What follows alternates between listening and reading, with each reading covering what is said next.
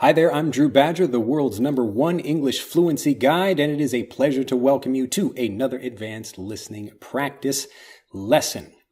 Well, I wanted to, this is just kind of a quick story. I was mentioning about me training in a pool not that long ago in this series. I think in the previous video, actually, depending on when I release these. But anyway, I was talking about being in a pool, and so this is kind of a story lately that happened to me, but so I have a tattoo. If you didn't know that already, you probably didn't know that, but it's on my left shoulder. I guess maybe I can put that in the video somehow. I don't know. Maybe I'll I don't know. Do you want to see my tattoo? You'd be interested in that? I don't know. It's kind of difficult to show it, I guess, but let me see if I can pull it up over here. There you go. So this is a tattoo. You can see I got kind of a bad suntan as well, but this is a American cartoon called Calvin and Hobbes, and I've had it since college, and it represents trying to think of the best way to express it. It's like adventure, basically. So always going out and trying new things and seeing what happens. So this is just a tattoo, and tattoos are maybe not the most popular thing here in Japan. They're associated with the mafia. So typically, maybe a foreigner, not so much, but if I'm going to a public bath, I usually have to put some kind of Band-Aid on my back. And I went to the pool that I go to do exercising near my home.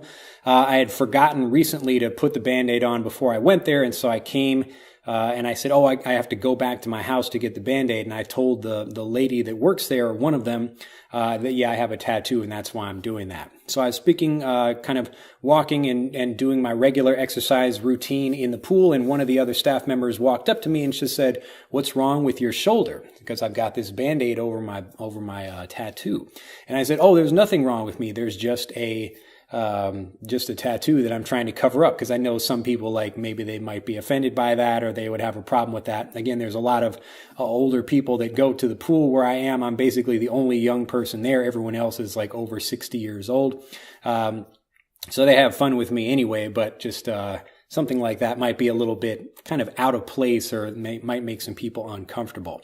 Anyway, so she was saying that she was actually impressed that I put on the Band-Aid, and I was like, I'm just trying to do that. I don't want to cause any trouble. I'm just here to exercise, and it shouldn't be that big of a deal. But obviously, I don't really want to wear the Band-Aid because it's a pain in the ass to have to wear this Band-Aid.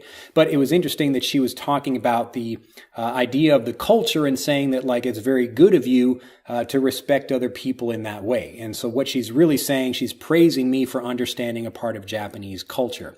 And it gets me thinking about, okay, I wouldn't necessarily praise someone for understanding that aspect of the culture in America. It's really great that you respect other people's feelings and things like that. It's not, it's important to do that in most places, but in America, that's not a top thing, as far as the things that you would praise someone about. You would praise them about their individualism and their desire to go out and do something even if other people are giving them trouble about it. So really the opposite kinds of things that you would praise someone about in Japan. But anyway, so it gets me thinking about kind of the typical idea that people have about the 5 people that you spend the most time with are kind of your personality. So if you take the average of those 5 people and put them all together as one person, then that's the personality that you have.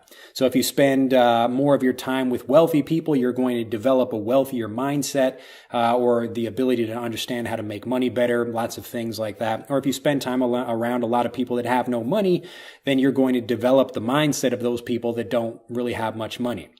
Now, from my point, I'm living in a small community, and I don't even have 5 people that I could really call on and be hey, these are my 5 people in my social circle or whatever, certainly outside of my family. But what I do recommend doing, and if you're in a situation like that, recommending or knowing that you are in a situation where you have to connect with other people and that those people are going to influence you, you can get just as great of an influence from people by reading what they write in books. So when you're kind of spending time with me like this on these videos, or we're reading things, whether it's to improve your English or just to learn more about life or anything else, even just to enjoy a great story, you get the you're kind of absorbing that part of the person, their ideas, their ways of doing something, their ways of speaking, just by spending time with those people. And so you don't have to live in an area like I don't. I don't live where there's no I don't live in Silicon Valley where everybody has their own company and there are lots of people doing things. I just live in a small town in Japan. So I have to depend on the internet and the library and going to bookstores and other things like that to get lots of information.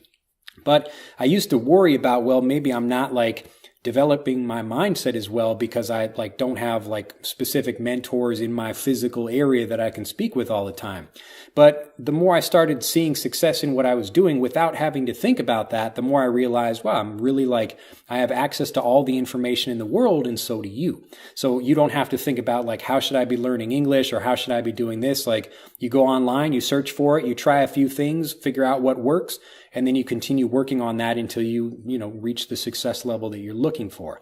So the kind of person you are is the kind of person that you associate with, but it doesn't physically need to be some kind of person in your local area. So spend time with the greatest minds about business or the greatest minds about fluency, the greatest minds about instruments or, anything else. But you can do all that through learning online and through books, through videos, things like this, and then actually try to reach out and connect with those people. And if you can do that, and it's going to help you get much more excited to learn and get fluent faster. So think about the connections that you do have and think about where your ideas are coming from, because the people that you connect with, whether it's in person or you're learning through books or other things, those are the things that are really going to affect how you develop and what your personality will be like. Well, that's it for me in this lesson. I hope you have enjoyed it. If you have, do click that like button, become a subscriber to the YouTube channel if you haven't already, and I look forward to seeing you in the next lesson. Bye-bye. To continue learning, click on the link in this video to download Speak English Naturally, our free guide to speaking and sounding like a native English speaker. The guide reveals the 3 most important kinds of conversational English you must learn if you want to sound native, and will help you experience instant improvement in your fluency and speaking confidence. To download your free guide on a mobile device, click on the link in the upper right of this video. To download your free guide from a computer, click on the link in the lower right of this video. I look forward to seeing you in the guide.